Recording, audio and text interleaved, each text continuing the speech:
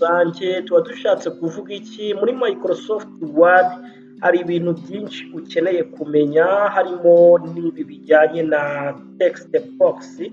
Ese niba utabizi bishyirwa gute, bikoreshwa hehe muri Microsoft Word, nibyo tugiye kugarukaho kugira ngo nawe utarubizi ubimenye.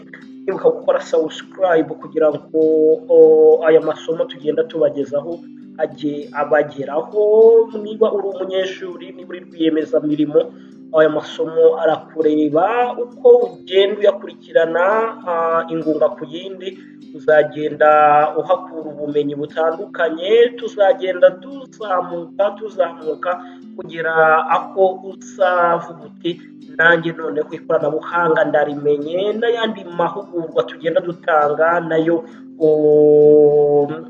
turakurarikira kugira ngo wowe wayitabira, kuko tuyatangira online. Amahugurwa dutanga rero digital branding and graphic design and media production, website designing and development, software app and development, robotics and drone, peace and digital business transformation. Amahugurwa yacu rero uyakeneye tuyatanga online rwose. Watwandikira ni kuri 0788910639, ubundi ukaba wakiyungukira ubumenyi bugufasha kuba muri ino si y'ikoranabuhanga, ibintu bikaba bigenda neza. Reka rero tuze tukwigisha text box cyari cyo, ndetse n'aho ikoreshwa n'uburyo wayikoresha ukoresheje Microsoft Word mu kanya gato. Reka tuze tubigarukaho.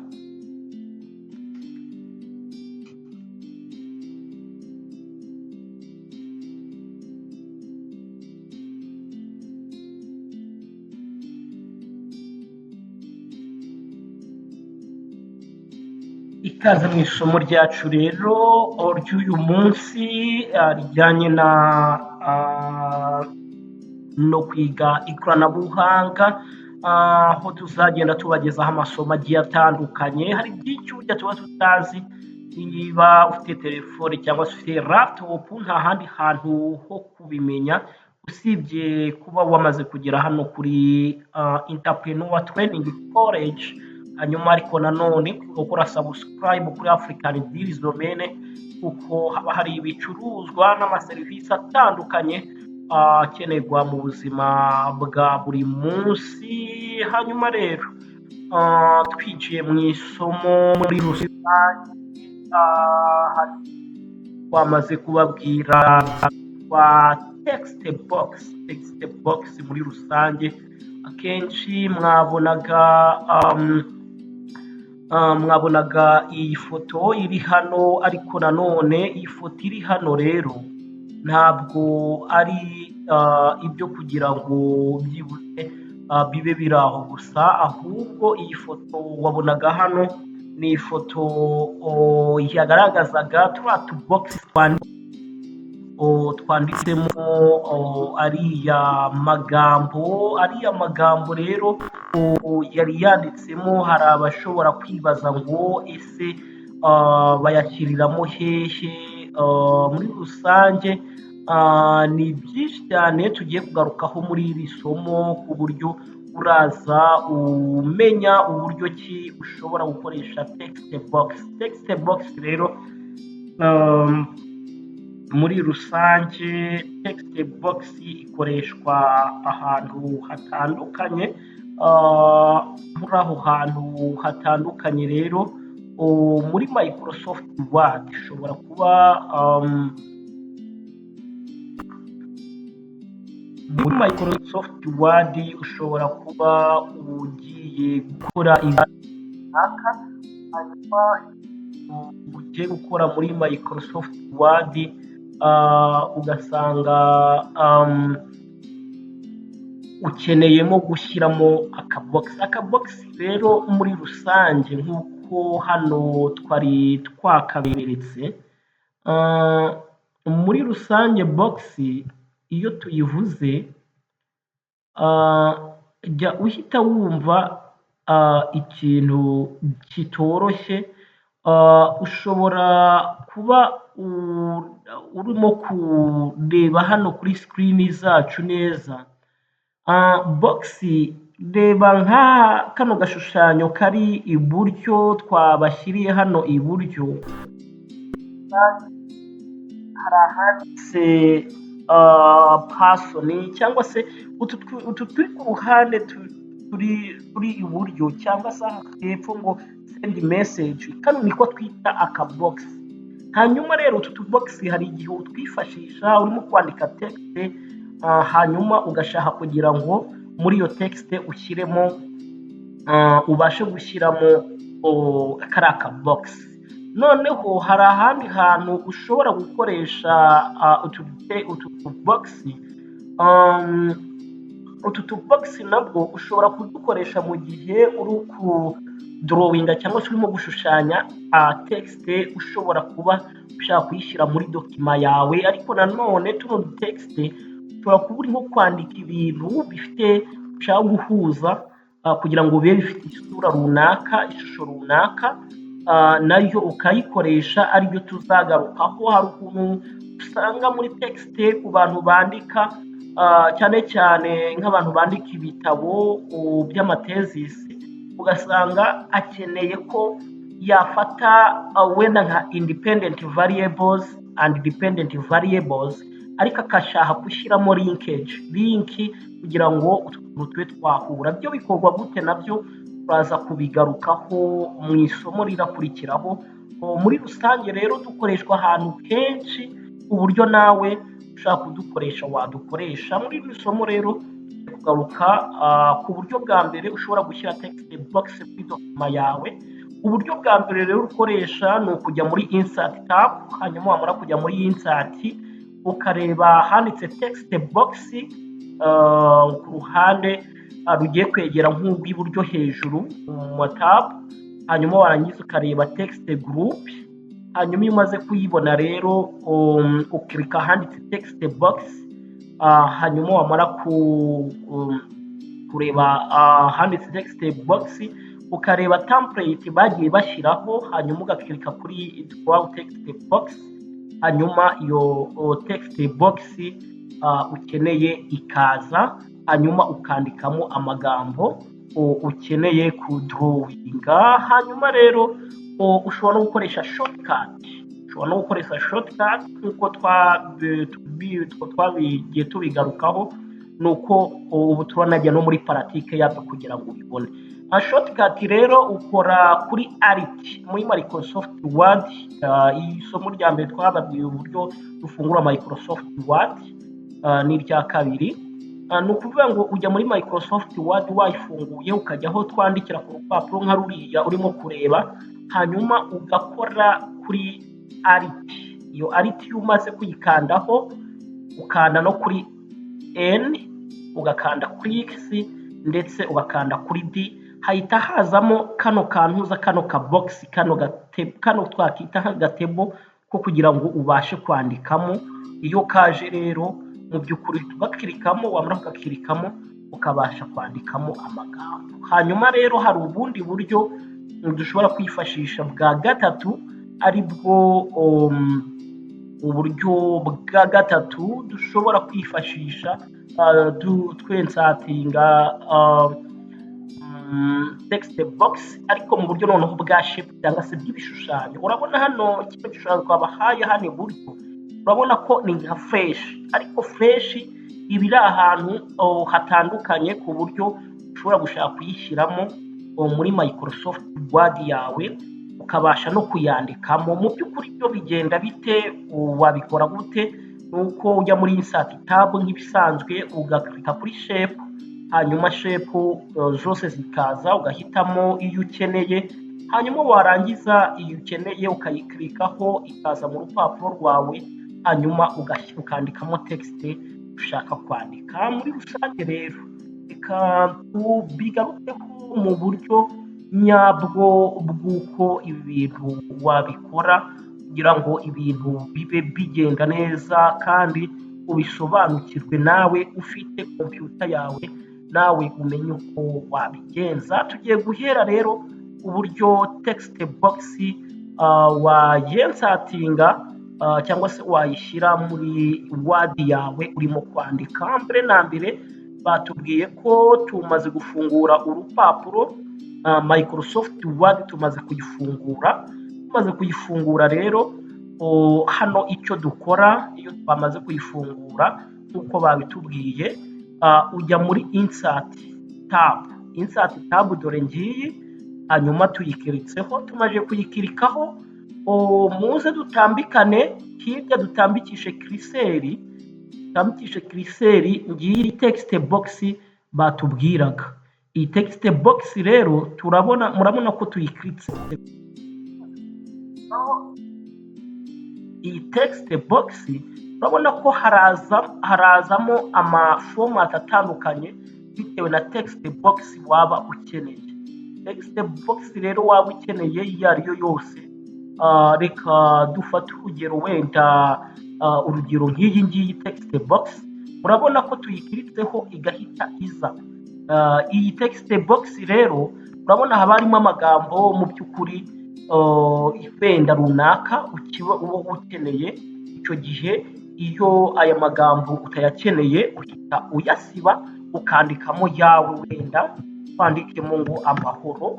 Urabona ko ijambo amahoro rijuyemo. Iyo wari ukandika text yawe yari igizwe n'ibintu byinshi cyane, ariko ushatse kwenseramo cyangwa se gushyiramo aga text box kugira ngo ibintu bibe bigenda neza. Ubwo rero nta kundi ugashyiramo nguku bitewe n'ako wahisemo. Hanyuma rero ubu ni uburyo bwa mbere twabonye. Uburyo bwa kabiri rero nabwo munyemerere nabwo tubereke aka kanya. Ubu text box rero urabona ko ushobora kuyigira ntoya cyangwa se nini. Icyo ukora nuko uyifatira hano hari kano kantuza, kano ka fresh, tuno du fresh tugaragaza ko kuyagrandisa cyangwa kuyigira nini, ubundi ukayigira nini cyangwa se ukaba wayigira ntoya bitewe n'aho ushaka kuyandikira cyangwa se aho ushaka kuyishyira. Benshi rero hari igihe baba batabizi ugasanga barimo gushaka kwandika ibintu bikanga. Uburyo bwa kabiri rero twavuze bwo gukoresha, hari uburyo bwa kabiri twababwiye bujyanye no gukoresha no gushyira text box muri ntuza yawe. Ni uburyo bwa kabiri rero twababwiye. Uburyo bwa kabiri no gukoresha shortcut rero ni uburyo bwa kabiri, aho twababwiye ko shortcut yo ukora kuri long press alt, ubwo ni ukuvuga ngo ukora kuri alt ugakanda kuri NX ndetse na D. Byo bikorwa gute rero? Nabyo uburyo bikorwamo reka tubibereke. Wafunguye Microsoft Word yawe, hari ibyo urimo kwandikamo, ukora kuri alt, hanyuma wamara gukora kuri alt, ariko ubu iyi shortcut nawe ubwe wahita uyifata pe, hahita uyifata kuko kuyifata ntacyo bitwaye. Ukanda kuri alt ugakanda kuri NX na D. Ni ukuvuga ngo tugiye kuyikandaho alt NXD. Ni ukuvuga ngo urabona ko hari kuzamo kano kamenyetso ko guteranya. Ubu ni bigaragara ko ya shortcut yakoze, ugiye guklika aho ushaka ko ijya. Urabona ko hajemo kariya kantu gasa nkaho kagaragara ko yamaze kuza muri Word yacu. Uvuga ngo aka kantu rero kaje, icyo uhita ukora ni uko ukagarandisa mu buryo ugakeneyemo. Waba bitewe n'uburyo ugakeneyemo rero, warangiza ugahita ugira gute, ukandikamo amagambo ushaka kwandikamo bitewe. Ushobora kuba uri kwandika text, nuko hano turi kugira ngo byibuze umenye uko bigenda. Hanyuma rero tukiri aha ngaha, ushobora kuba ushaka ko iri jambo wandikamo byibuze rijya mu magambo runaka cyangwa se muri shape runaka. iyi ntuza iyi text box yawe ijya muri shape runaka. Aha hari uburyo bwa shape butandukanye ushobora kuyishyiramo rwose.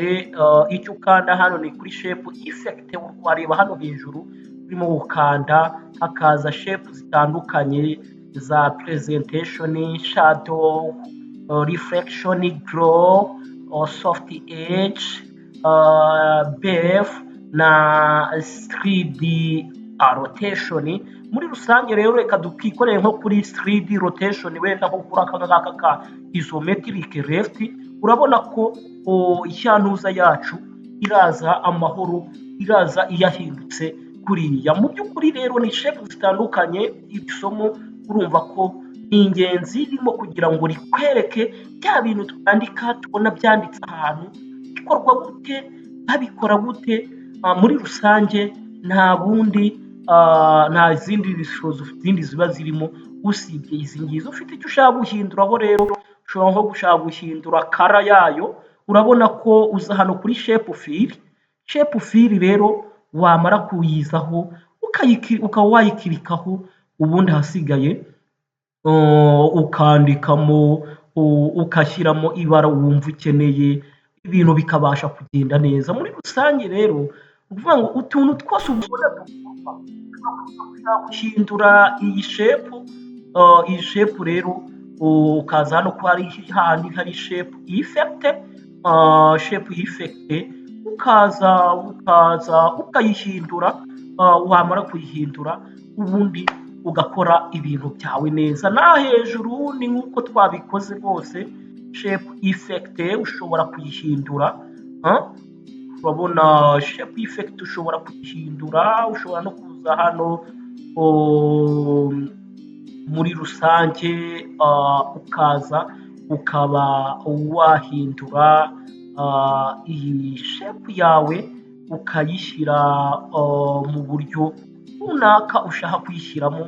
Rero hari abantu usanga utu tuntu batatuzi, kandi utu tuntu rwose ni utuntu uba ukeneye kuba wamenya kugira ngo ujye wandika neza ibintu runaka. Rero buriya kwiga iyi kose yacu izanatuma uba umu content creator, ku buryo ushobora gukora ibintu online ukabasha kubikora neza. Nawe ukeneye kuba content creator w'umunyamwuga rero umva, banguka rwose tukwigishe mwaya mahugurwa yacu, ibintu bibashe kugenda neza. Muri rusange rero reka tujye ku kantuza ka gatatu kajyanye no kuba wakoresha shape igishushanyo. Batubwiye ko tujya muri insert. Reka twinjire mu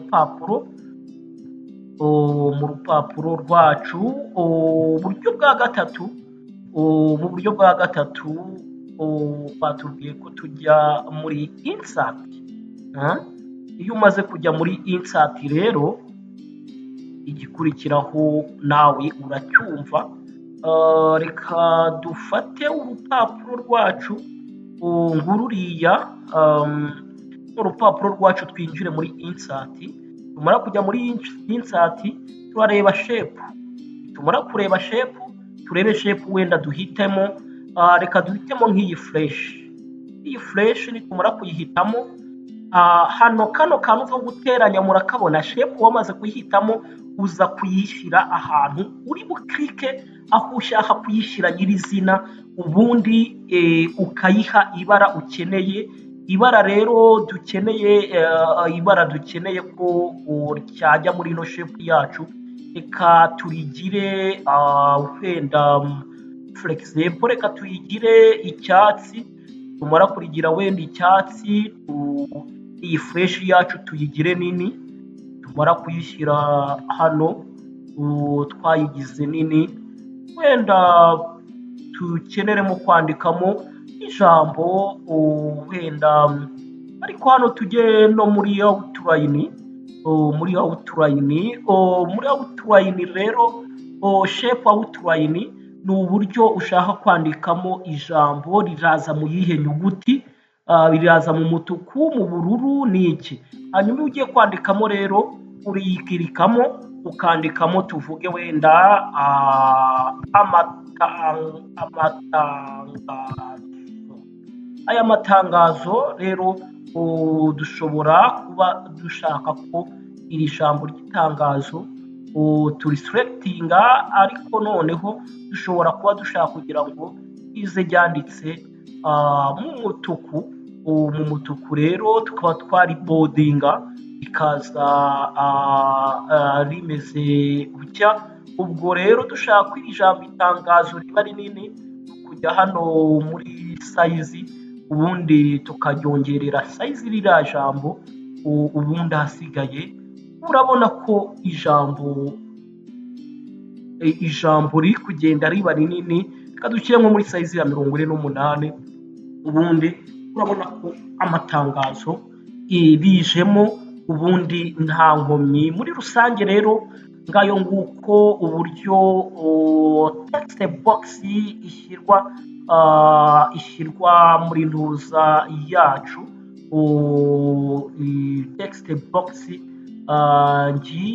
nguku uburyo ushobora gukora text box, ibintu bikabasha kuba byagenda neza. Twizere ko rero turaza kubasanga ahangaha ni kuri Entrepreneur Training College, murimo kongera kuba muri kumwe natwe. Mwibuke gukora subscribe nyabuneka kugira ngo hatazagira isomo ryacu na rimwe rigucika, kandi amasomo yacu rwose ni ingenzi cyane rwose, kugira ngo ubundi ibintu bibe bigenda neza. Rwose twizera ko mudukurikiye muri benshi, kandi mwese mudukurikiye mwibuka gukora comment, ndetse kandi mwibuka gukora like ndetse na share, kugira ngo amasomo yacu agere ku bantu benshi. Nyabuneka ahandi hantu uzabonera ubumenyi bw'ikoranabuhanga usibye hano kuri African Tips Domain. Ariko nanone nubwo aya masomo tuba tugenda tuyakugezaho, amahugurwa dutanga online, nyabuneka aya mahugurwa dutanga online arakureba rwose. Nawe ukeneye kumenya ikoranabuhanga ryimbitse, rwose dutanga amahugurwa ajyanye na digital branding and media production, website designing and development, software app and app development, robotics and drone, peace and digital business transformation. Aya mahugurwa rero uramutse uyakeneye rwose byaba ari ingenzi kugira ngo nawe ugire ibyo umenya. Muri rusange rero reka tubabwire isomo turi buze gukurikiza kuri iri ngiri. Nta rindi somo turaza gukurikizaho usibye iri somo turakurikizaho rijyanye n'uburyo wakora linkage cyangwa se wahuza text box ebyiri cyangwa eshatu. Murabibona hari igihe umuntu ashaka kwandika ugasanga yahuje utu text box 2, 3, 4 bitewe n'impamvu runaka arimo, bitewe n'ibyo ari gushaka kwandika. Nyabuneka rwose iri somo naryo ntirigucike, wibuke gukora subscribe kugira ngo isomo rikurikiraho naryo rikugereho neza, kugira ngo ibintu bigende neza. Hano muri Entrepreneur Training College icyo twaruhije abandi nuko twiga ibintu mu buryo bw'amagambo, ariko twarangiza tukanabigushyira no mu bikorwa. Hanyuma wamara kubibona gushyira mu bikorwa, nawe ugafata telefone yawe cyangwa se laptop yawe ukabasha kubishyira mu bikorwa, ukabasha kugira ubumenyi bunguka kandi rwose utavuye aho uri. Muri rusange rero n'aya mahugurwa yacu hari ibyo ukeneye guhugurwamo, wowe kabyarawe ibintu byaba bigenda neza, ubundi ibintu bikaba biri ku murongo. Reka dusubire rero mu yandi masomo turimo kugenda tubategurira. Twizera ko mukomeje kugubwa neza no kuba amahoro aho muri hose. Mwibuka gukora subscribe kugira ngo amasomo yacu yose ajya kugereraho igihe, azagufasha kubaka ubuzima bwawe bw'ahazaza bwa business, gukora business kinyamwuga, kandi no kuvamo umukozi mwiza uzagira impinduka mu kwikorera, ukaba rwiyemezamirimo, ukaba boss ukaba rwiyemezamirimo w'umunyamwuga bitewe na Entrepreneur Training College. Aho rero komeze mubane natwe, ufite icyo ushaka kutubaza watwandikira kuri wakinjira kuri WhatsApp group yacu, tuba twayishize hano hasi muri comment zacu. Hanyuma kandi unashaka no kutwandikira watwandikira kuri WhatsApp 0788910639. amasomo yose dutanga rwose niwe hagenewe kugira ngo ubaka hazaza hawe. Mukomeze mugubwe neza.